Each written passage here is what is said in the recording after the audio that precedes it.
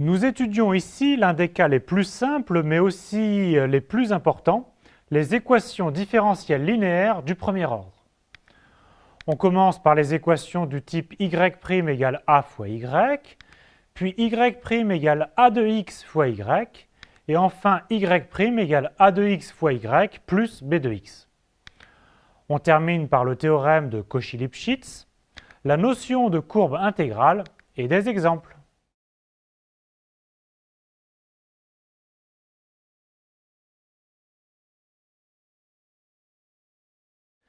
Une équation différentielle linéaire du premier ordre est une équation du type y' égale à a de x fois y plus b de x, où a et b sont des fonctions, et on se place ici sur un intervalle ouvert i inclus dans R.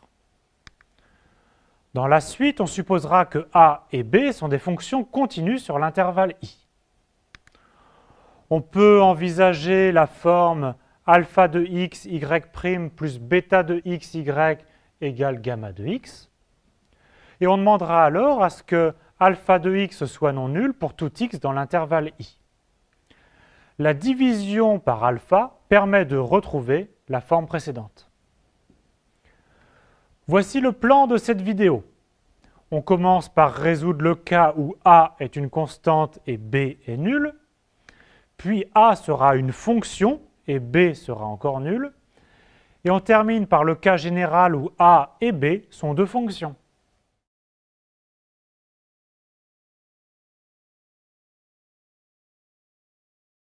Soit a une constante réelle quelconque et considérons l'équation différentielle y' égale à a fois y. Les solutions de cette équation sont les fonctions y définies par y de x égale à k fois exponentielle ax, où le a est la constante de l'équation différentielle. Par contre, la constante k est une constante réelle quelconque. Voici un petit exemple. On souhaite résoudre l'équation différentielle 3y' moins 5y égale à 0. On écrit cette équation sous la forme y' égale à 5 tiers de y, qui est bien de cette forme-là. Ces solutions sont donc les y de x est égal à k fois exponentielle 5 tiers de x, et ceci quelle que soit la constante k réelle. Ce théorème peut aussi s'interpréter ainsi. Si y0 est une solution non identiquement nulle de cette équation différentielle, alors toutes les autres solutions, y, sont des multiples de y0. En termes plus savants, l'ensemble des solutions forme un espace vectoriel de dimension 1, c'est-à-dire une droite vectorielle. Ce résultat est fondamental. Il est tout aussi fondamental de comprendre d'où vient cette formule, via une preuve rapide mais pas tout à fait rigoureuse. On réécrit l'équation différentielle sous la forme y' divisé par y est égal à a, que l'on intègre à gauche et à droite pour trouver log de valeur absolue de y de x est égal à ax plus une constante b. On compose par l'exponentielle des deux côtés pour obtenir que valeur absolue de y de x est égale à exponentielle de ax plus b, c'est-à-dire exponentielle de ax fois exponentielle de b. Autrement dit, y de x est égal à plus ou moins exponentielle b fois exponentielle ax. Et en posant k égale à plus ou moins exponentielle b, on obtient les solutions non nulles cherchées. Nous verrons une preuve plus rigoureuse juste après.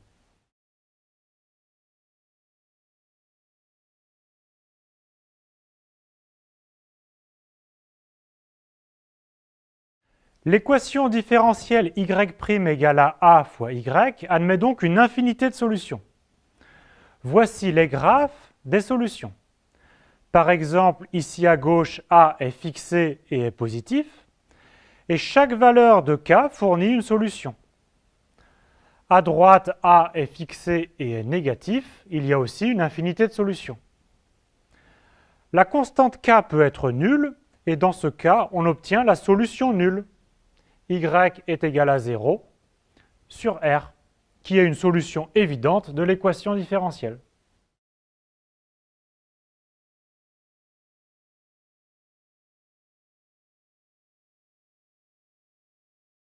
On passe à la preuve du théorème que l'on vient de voir. Les solutions y' égale à a fois y sont les fonctions y définies par y de x est égal à k fois exponentielle de ax. Et voici la démonstration rigoureuse. Tout d'abord, il est facile de vérifier que les fonctions proposées sont bien solutions.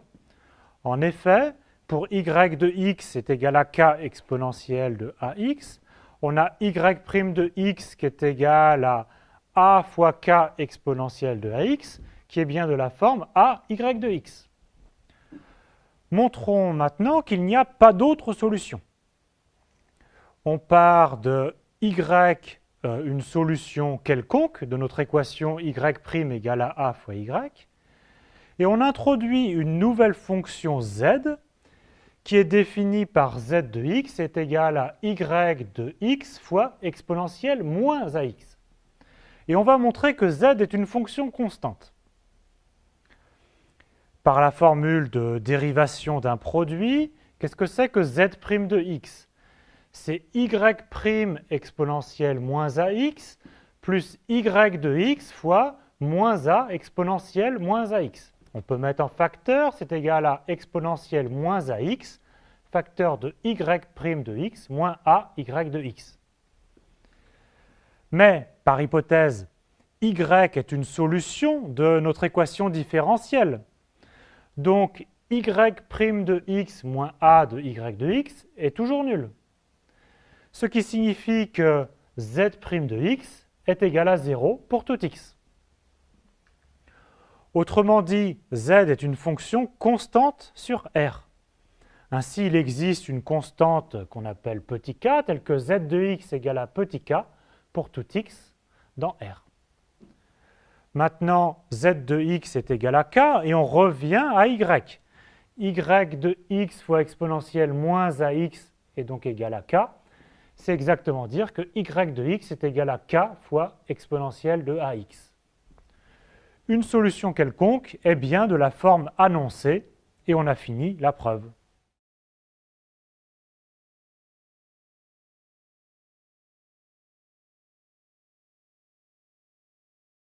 Le théorème suivant affirme que lorsque petit a est une fonction, résoudre l'équation différentielle y' égale à petit a de x fois y revient à déterminer une primitive grand A de petit a, ce qui n'est pas toujours possible explicitement.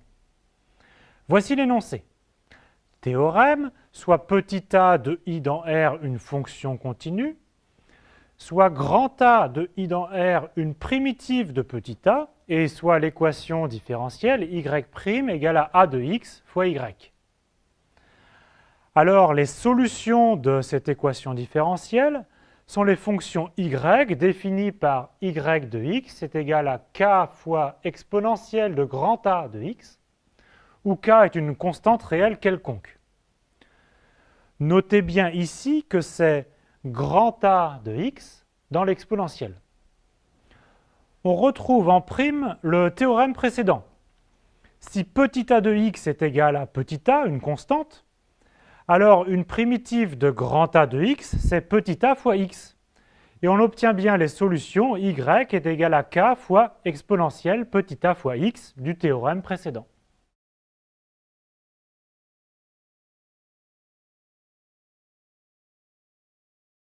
Reprenons le théorème.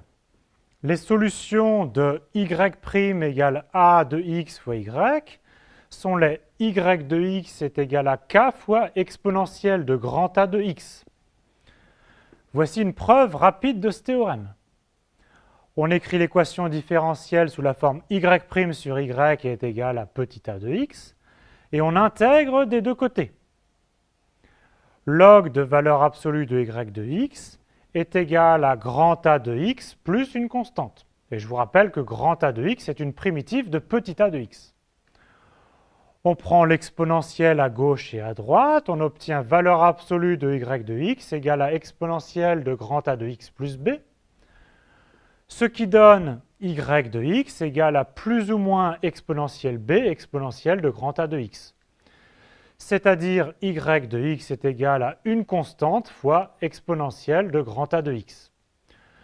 Il faut en plus ajouter la solution nulle pour obtenir le théorème. Voici un exemple. Comment résoudre l'équation différentielle x carré y' est égal à y? Alors déjà, on se place sur l'intervalle i+, qui est l'intervalle ouvert 0 plus l'infini, ou bien sur l'intervalle i-, qui est l'intervalle ouvert moins l'infini 0.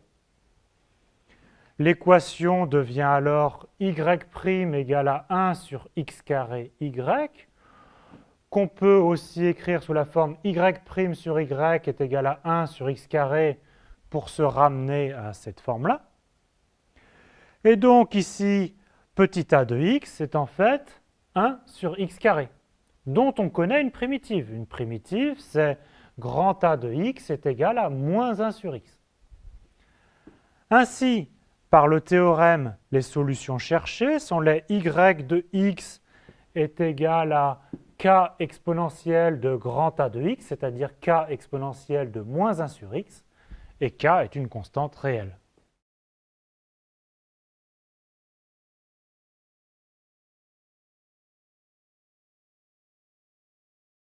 Il nous reste le cas général de l'équation différentielle linéaire d'ordre 1, mais avec second membre. y' égale à a de x fois y plus b de x, où a et b sont des fonctions continues. Alors on appelle cette équation E, et on aura besoin de l'équation homogène associée y' égale à a de x fois y, équation que l'on appelle E0. Alors il n'y a pas de nouvelle formule à apprendre pour ce cas. Il suffit d'appliquer le principe de superposition. Les solutions de E s'obtiennent en ajoutant à une solution particulière de E les solutions de E0. Ce qui donne, proposition, si y0 est une solution de E, alors les solutions de E sont les fonctions y définies par y de x est égal à y0 de x plus k fois exponentielle de grand A de x, où grand A de x est toujours une primitive de petit a de x.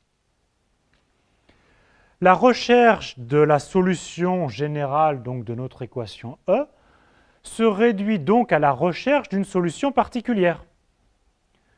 Parfois, ceci se fait en remarquant une solution évidente. Donc, par exemple, l'équation différentielle y' égale à 2xy plus 4x a pour solution particulière la fonction constante y0 de x est égal à moins 2. Donc l'ensemble des solutions pour cette équation sont les y de x est égal à moins 2 plus k fois exponentielle de x carré pour toutes les constantes k réelles.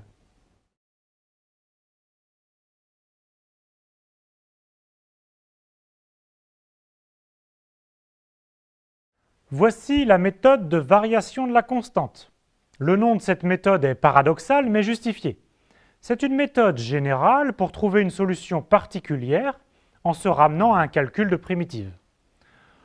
On souhaite trouver une solution de cette équation grand E, y' égale à a de x y plus b de x. La solution générale de l'équation sans second membre, c'est-à-dire l'équation y' égale à a de x fois y, est donnée par y de x égale à k fois exponentielle grand A de x, avec k une constante réelle. La méthode de variation de la constante consiste à chercher une solution particulière sous la forme y0 de x égale à k de x fois exponentielle grand A de x, où k est maintenant une fonction à déterminer. Alors, pour la déterminer, on commence d'abord par calculer la dérivée de y0. Alors, on rappelle que la dérivée de grand A, c'est petit a, et donc on a que la dérivée y0', c'est petit a de x fois k de x exponentielle grand A de x, plus k' de x exponentielle grand A de x, ce qui vaut encore a de x y0 plus k' de x exponentielle grand A de x. Alors on peut réécrire ça sous la forme y0' moins a de x fois y0 est égal à k' de x exponentielle grand A de x.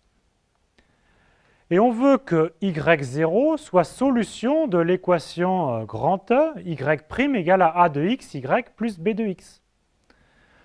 Donc y0 est solution de grand E si et seulement si le terme de gauche est b de x, c'est-à-dire k' de x exponentielle grand A de x est égal à b de x.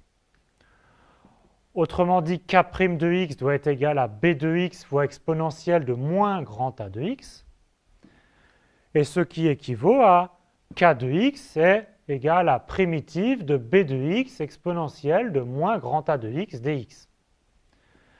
Ce qui nous donne une solution particulière de notre équation grand E, y0 de x égale à primitive de b de x exponentielle moins grand A de x dx, tout ça c'est pour k de x, fois exponentielle grand A de x. Et maintenant, la solution générale de grand E est donnée par la somme de notre solution particulière y0 plus k exponentielle grand A de x, les solutions de l'équation sans second membre.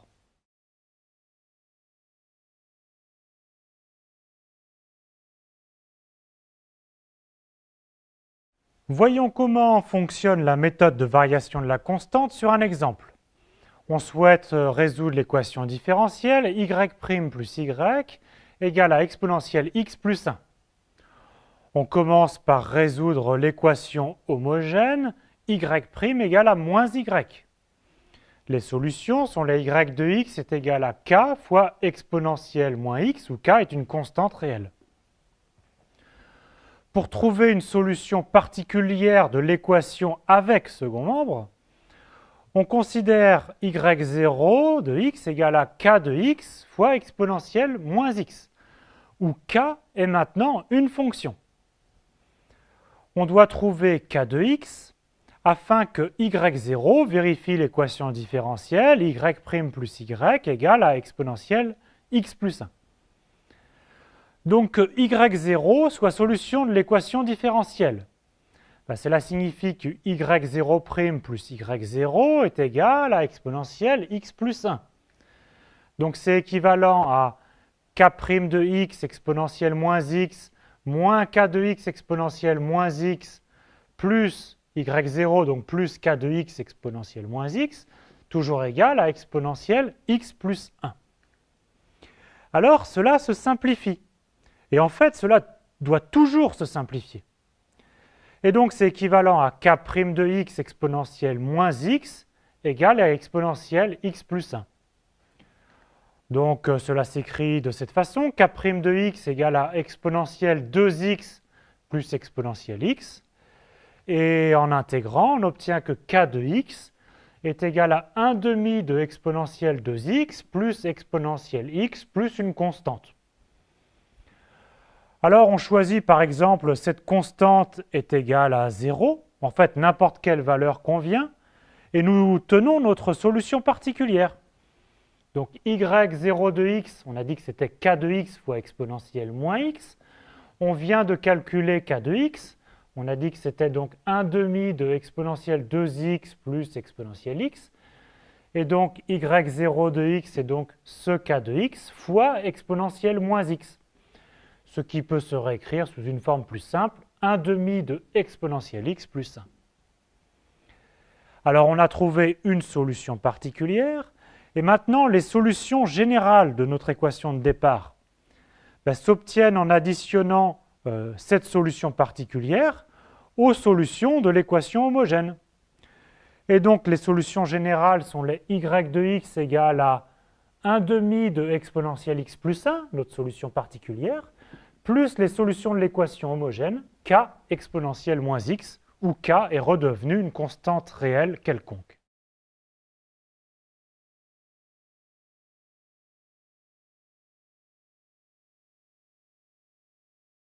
Voici l'énoncé du théorème de Cauchy-Lipschitz dans le cas des équations différentielles linéaires du premier ordre. Théorème, soit y' égale à a de xy plus b de x, donc une équation différentielle linéaire du premier ordre, où a et b sont des fonctions continues sur un intervalle ouvert grand I. Alors, quel que soit x0 dans cet intervalle I, et quelle que soit la valeur de y0 dans R, il existe une et une seule solution y, telle que y de x0 soit égal à y0. Il faut comprendre ce théorème ainsi. Cette équation différentielle admet une infinité de solutions. Mais en fixant une condition initiale, alors il existe une unique solution. On a existence et unicité. Nos calculs précédents nous permettent d'écrire explicitement cette solution, même si ce n'est pas très utile.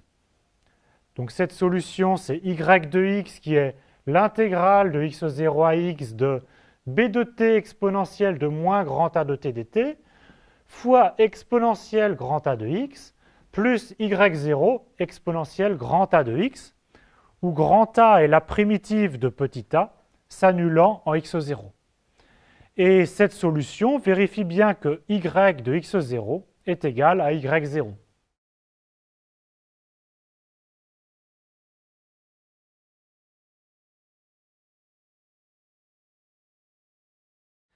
Illustrons le théorème de Cauchy-Lipschitz par un exemple.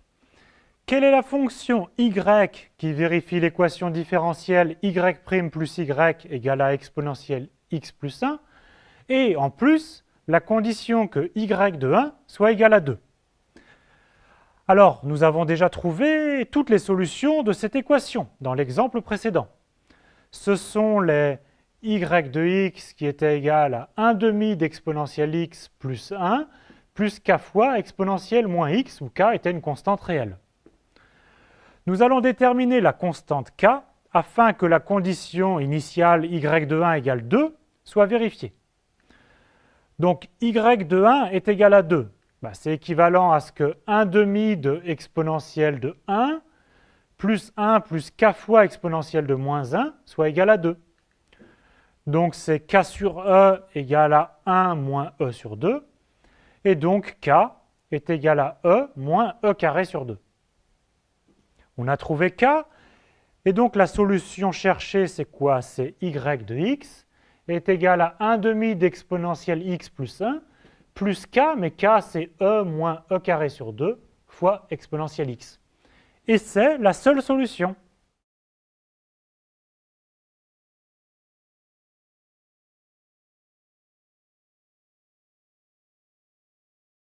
Alors il est primordial d'avoir aussi une vision géométrique des solutions.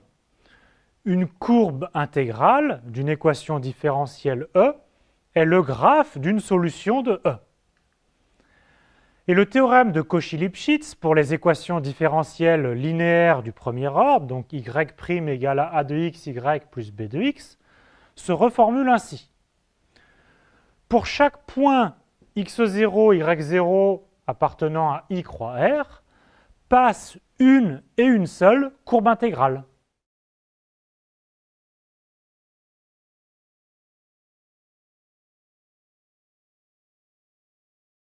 Illustrons cette notion de courbe intégrale avec l'équation différentielle y' plus y est égal à x.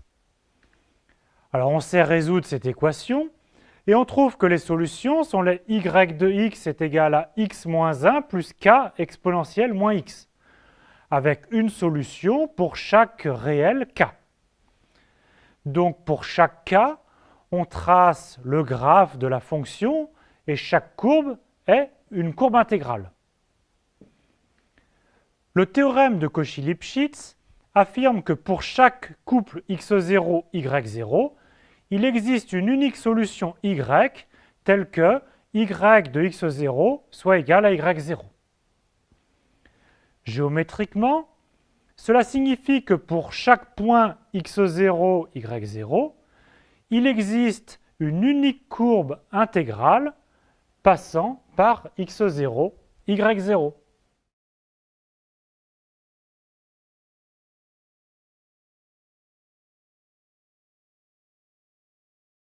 On termine par un exemple qui va nous permettre de récapituler plusieurs points de cette section.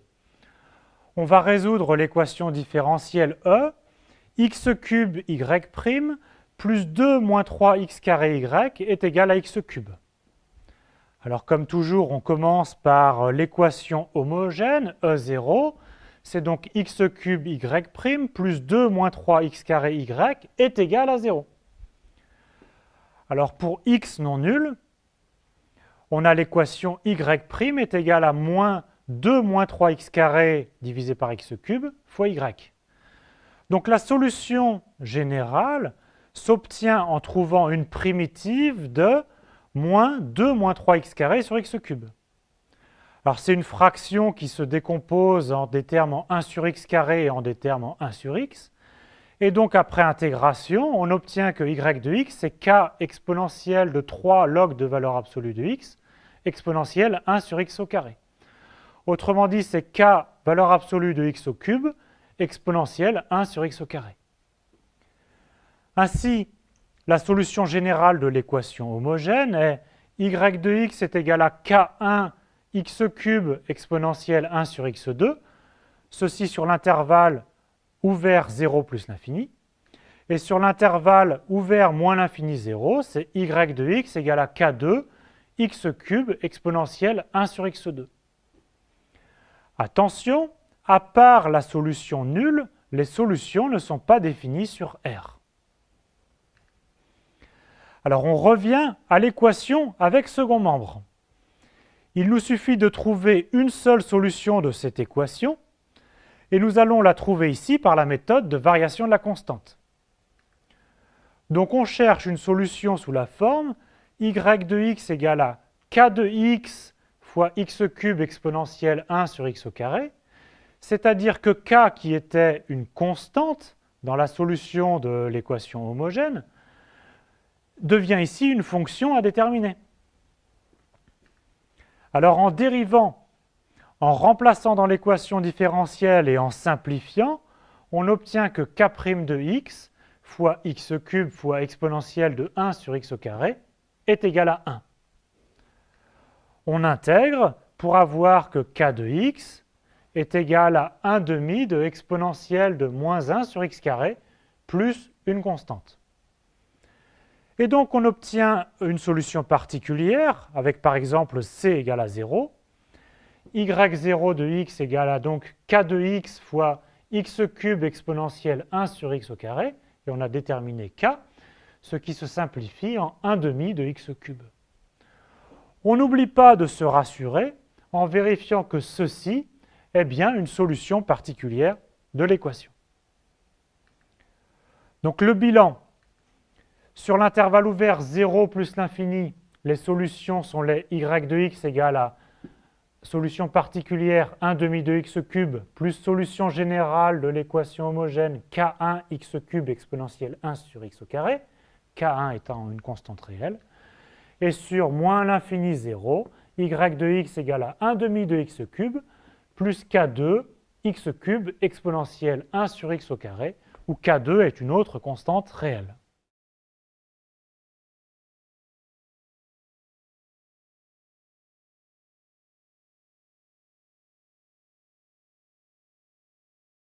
Au travail pour résoudre ces exercices.